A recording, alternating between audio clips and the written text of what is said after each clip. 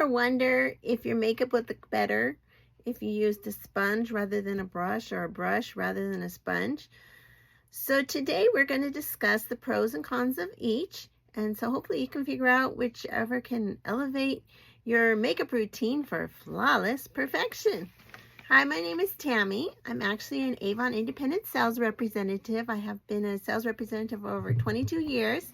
And I love everything Avon, everything makeup, everything beauty, perfumes. Any tips I learn, I like to share them with you. So hopefully you will like and subscribe to my channel. All right, so there's different kinds of makeup sponges. So you've probably seen these little triangular ones. These are kind of cheapies. I don't really recommend these. They might be good for maybe under the eye or something like that, but I don't really recommend these. So when I'm talking a beauty sponge, I'm actually talking a beauty blender, which is, it's a sponge like this. Mine's a little dirty, I'm sorry, but it looks like this. It's pretty good size, pretty good weight. And then it has the angles with a point. So if you want to get somewhere, and then there's also this little angle, if you can tell right there. So when I say a makeup sponge, I'm really talking like a beauty blender. And then when we're talking brushes, I'm talking more about foundation brushes. I like to use this kabuki brush. You also have your powder brush. You know, you have your eyeshadow brush, eyeliner brush. There's all kinds of brushes. So we're just talking kind of general today, and hopefully you can figure out what would be the best for you. And you know, everybody's different. Everybody likes things different, but we're going to talk the different pros and cons of each, okay? So let's start with the makeup brushes. Now, when you have a brush, one reason it's good is because you have more control. Okay, you can do this way. You know, if this was like a blush brush, you can go this way. You know, you have more control over what you can do, especially like an eyeliner brush. You have like precision control to get your eyeliner. And then, of course, there's so many different varieties and shapes. I mean, one day I'll go over all the brushes. There's so many different brushes. And you can kind of, whatever works for you, brush. You know, there's no, in makeup, it's kind of whatever you like, whatever works for you. There's no hard and fast rules, you know, and trends come and go. And so you can kind of do whatever you want to do.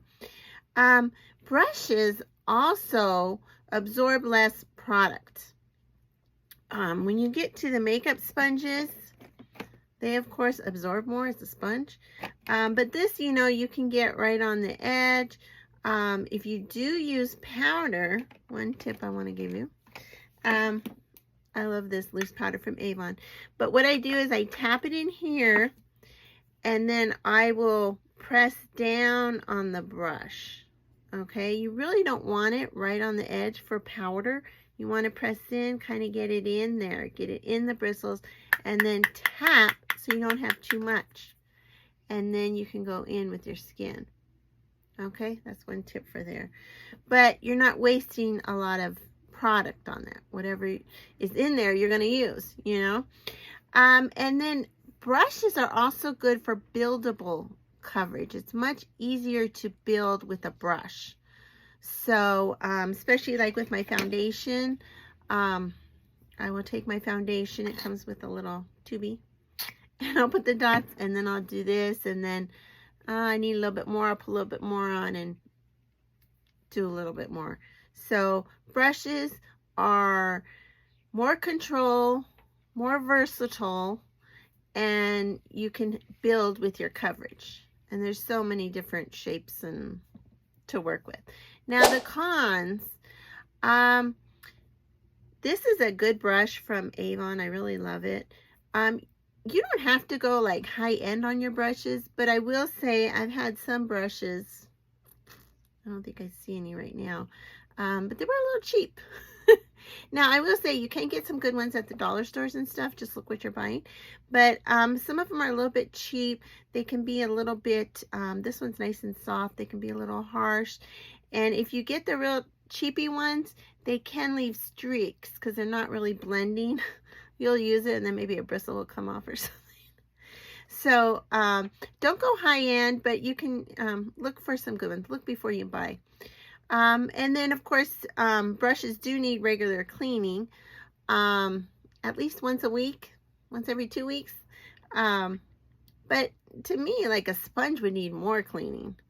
But, you know, but those are some cons to think about, whether you want to use a brush or a sponge. Now, I would say a brush is best for powder products. If you're going to put on a blush, I mean, I would want, for powder blush, I would want to use a brush, definitely.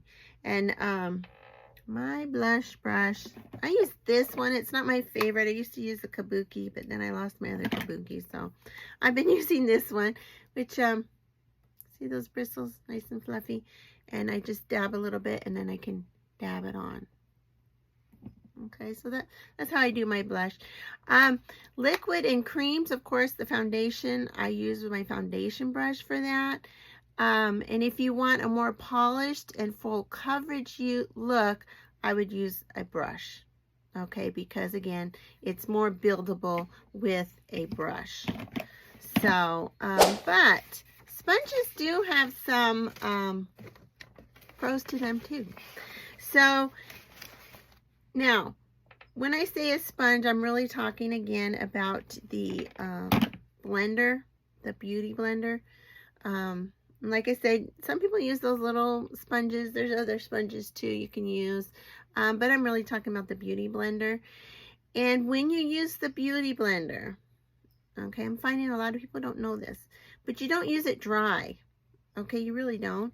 Especially if you're going to do foundation. You're going to put it under water, get it soaking wet. Then you're going to squeeze out the water. And then you're going to take a paper towel and you're going to squeeze it again. And then you use it. Okay? That way, not as much product will get on your sponge. Because it is a sponge. It will soak up your foundation or whatever. You don't want it to soak up all that. You want it on your face. Okay? And you do have to replace these quite often. Because, I'll show you this one. You want to see this one? It's kind of embarrassing. My dog gets them. She loves the sponges. She loves makeup. She's really into makeup. But these do wear out. This is quite a good one. Again, this one is from Avon, but this one's quite good. A lot of them, if you do go to the dollar store and stuff and buy your sponge, they're very cheap there. They're very cheap there. So I would invest in a good one. It will last longer. You do have to maintain these more and wash them more, because if you're getting it wet every day, you know, like a regular sponge, it's going to start to grow bacteria and smell, and you don't want to use that. Because if it smells, you know, and you're putting it on your face, that's not good. So just think a kitchen sponge, if it smells, you know, you're not going to keep using it, hopefully. And of course, you won't be putting it on your face. So you have to maintain good hygiene, especially with the sponge. Now, if you want a dewy finish, and I would say even a lighter finish, I would use the sponge for your foundation. You know, especially in the summer, we like lighter looks. I would use the sponge, and you would put it on, like I said, you know, I have my little, put it on, and then blend, blend, blend, blend, blend, blend. You always want to blend, okay? If you don't blend, you're going to get more of a harsh look. You're going to get more lines, especially if you're using the beauty sponge. So make sure you blend and blend and blend. Now, some people even apply their primers or the moisturizers with a sponge, which I never really heard of, but I guess it would be nice and gentle. When you do apply face creams, you don't want to push your skin. You know, the more you push your skin and stuff, the more it's going to end up sagging when you're older. So, you know, this is a gentle way to put your primers and your moisturizers on. So, you know, again, that's all up to you. So, for detailed work and powder products, I would say go with your brush. If you want a natural blended finish, a light finish for foundations and stuff, I would say go for the sponge. For minimal waste of products and use of products, the brush is for you. But for the ease of blending and a seamless look, I would go for the sponge. So it's up to you what you want to use. Hopefully it kind of gave you some ideas. And you know what? I have both. I use both. So it's okay to use both. It's just up whatever you want to use. It's up to you if you want the sponge or the brush. What did you decide to do? Let me know in the comments.